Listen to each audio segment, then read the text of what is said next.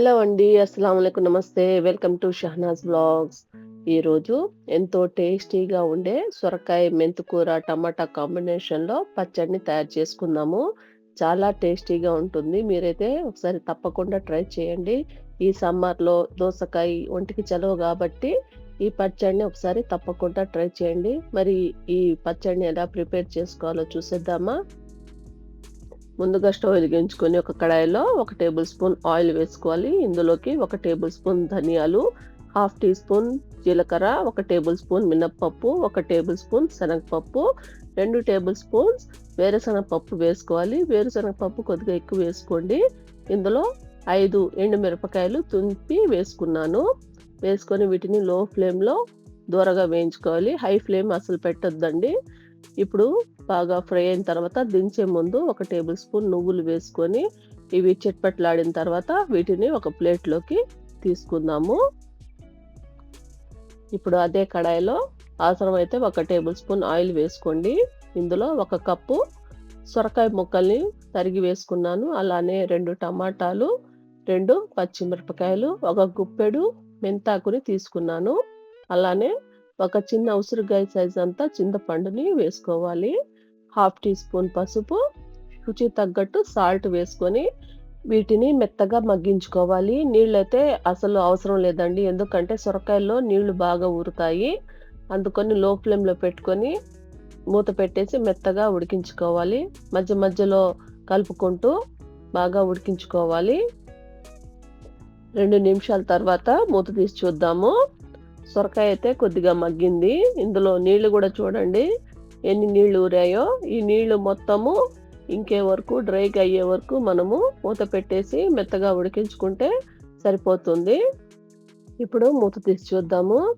చూడండి బాగా నీళ్లు ఊరిపోయాయి. కొద్దిగా ఈ విధంగా ఉంటే సరిపోతుంది. టమాటాలు గూడా పూర్తిగా మెత్తగా మగ్గిపోయాయి. ఇప్పుడు స్టవ్‌ని ఆఫ్ చేసేసి వీటిని చల్లార్చుకుందాము. ఇప్పుడు నేను ఈ పచ్చడిని రోట్లో దంచుతున్నానండి. మీ దగ్గర రోలు లేకపోతే మిక్సీలో గూడా వేసుకోవచ్చు. ఫస్ట్ వీటిని గ్రైండ్ చేసుకొని తర్వాత సొరకాయ, టమాటా ముక్కల్ని గ్రైండ్ చేసుకోవాలి. ఈ విధంగా కొంచెము కష్టమైన రోట్లో చేసిన పచ్చడి చాలా టేస్టీగా ఉంటుందండి. మీరైతే ఒకసారి ట్రై చేయండి.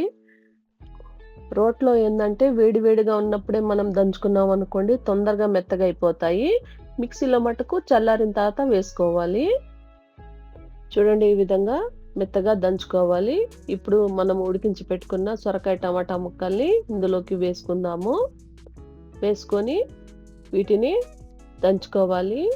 మెత్తగా నూరుకోవాలి. మరీ మెత్తగా చేసుకోవద్దండి. రోటి పచ్చళ్ళు ఎప్పుడు మెత్తగా బావుండదు. అక్కడక్కడ సొరకాయ పలుకులు మనకి తగులుతూ ఉంటే టేస్టీగా ఉంటుంది.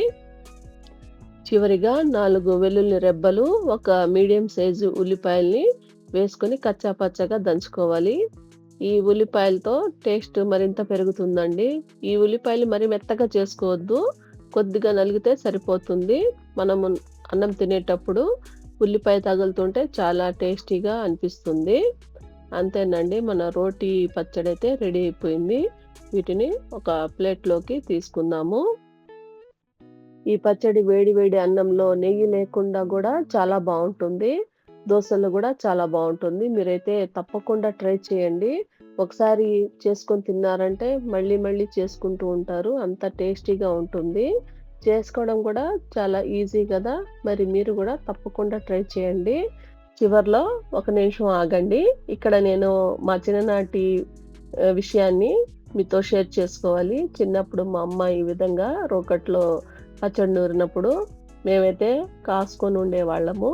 ఇలా నూరిన తర్వాత అన్నం వేసుకొని, ఆ రోకలికి తగిలిన పచ్చడి మొత్తం అన్నంలో బాగా కలిసిన తర్వాత, ఆ అన్నాన్ని అందరం ఒక్కొక్క ముద్ద తినేవాళ్ళము. చాలా మంచి ఎక్స్‌పీరియన్స్ అండి. ఇప్పటి పిల్లలు అవన్నీ మిస్ అవుతున్నారు. మరి మీరు గూడా ఇంట్లో ట్రై చేసి ఈ ఎక్స్‌పీరియన్స్‌ని మీరు ఆనందించండి. చూసారు కదా! దోసకాయ, టమాటా, మెంతికూర కాంబినేషన్‌లో పచ్చడిని ఎలా ప్రిపేర్ చేసుకున్నామో, ఈ పచ్చడిని మీరు గూడా తప్పకుండా ట్రై చేస్తారని కోరుకుంటున్నాను. ట్రై చేసి మీకెలా అనిపించిందో కామెంట్ సెక్షన్‌లో తెలపండి. ఈ వీడియో గనుక మీకు నచ్చినట్లయితే లైక్ చేయండి, షేర్ చేయండి. మరిన్ని టేస్టీ రెసిపీస్ కోసం నా ఛానెల్‌ని సబ్స్క్రైబ్ చేసుకొని, అలానే పక్కనే ఉన్న బెల్ ఐకాన్‌ని క్లిక్ చేయండి. Thank you.